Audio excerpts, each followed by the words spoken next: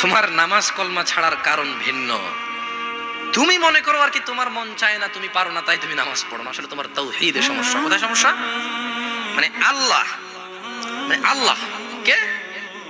আল্লাহ তিনি যে তোমার হিসাব নিতে সক্ষম এবং তিনি যে তোমার হিসেব নিবে, তুমি এটা পরিপূর্ণভাবে বিশ্বাস করো, তাহলে তো তুমি নামাজ পড়তে। তুমি মনে করো আর কি তুমি নামাজ পড়ছো না, তুমি গাফেল। এই জন্য তোমাকে বলেছি আল্লাহকে ভয় করতে হবে। ফর এক্সাম্পল, আল্লাহ নামাজ ফরজ করেছে। কে নামাজ ফরজ করেছে? আল্লাহ। মুয়াজ্জিন আযান দেয়, তুমি নামাজ পড়ো না।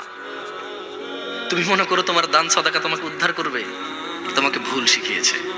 আমি মানুষ, ছোট হতে পারি, শোনো, জোর জবরদস্তি করে কিছু কথা আমাকে শুনিয়েও দিতে পারো, এখান থেকে নামিয়েও দিতে পারো। বলছি না তোমরা নামাবা, বাট এটা পারো। তবে মনে রাখবে, কথা যেটা বলেছিলাম উল্টাতে পারবে না। কেন পারবে না জানো? কারণ এই কথা উল্টানোর জন্য তোমাকে কথা থাকতে হবে। মনে রাখবে, তোমার দান সাদাকা যা হিসেবই হবে না। তুমি কি মনে করো হিন্দু লোককে আল্লাহ প্রশ্ন করবে কিয়ামতে, এ হিন্দু, এতগুলা বুতকে পূজা করছিস, ঠিক আছে বল নামাজ কেন পড়িসনি? ও তো মুশরিক। বুঝুনি মনে হয়? একটা স্কুল, এখানে আমি পড়ি না, আমার কি পরীক্ষা হবে? আমার কি পরীক্ষা হবে? বুঝে দিবেন মনে হয়।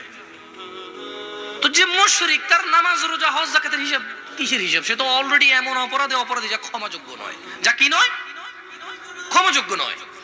একজন বেনামাজি মানুষ, সে মনে করে নামাজ না পড়া শুধু নামাজ না পড়া, অথচ আল্লাহর নবী, যে একটু আগে বললাম, আল্লাহ বলেছে যদি তোমরা আল্লাহর ভালোবাসা পেতে চাও তাহলে রাসূলের অনুসরণ করো। রাসূল বলছে যে নিশ্চয়ই কাফের এবং মুশরিকের মধ্যে আর আমাদের মধ্যে পার্থক্য হচ্ছে নামাজ।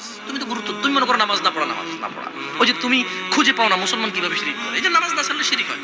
দেখো, আমি অনুবাদক, এখানে যারা বুখারী পড়ায়, মুসলিম পড়ায়, তিরমিজি পড়ায়, হাদিস তারা পেয়েছে।